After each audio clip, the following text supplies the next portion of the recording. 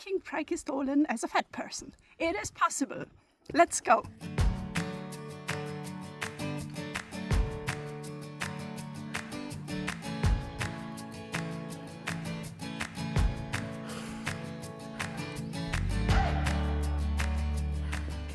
There are 4 steep sections like this, and after what you've seen just now, I need a little break to breathe.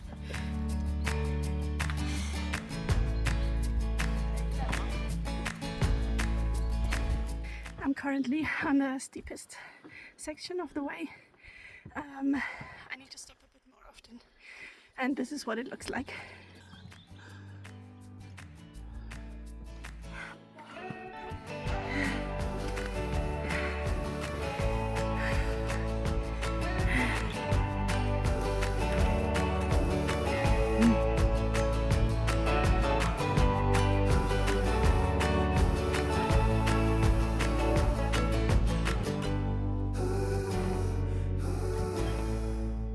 I'm back at our camper van now.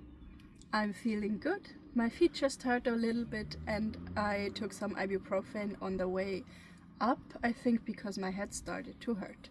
The trail took us about 5.5 hours.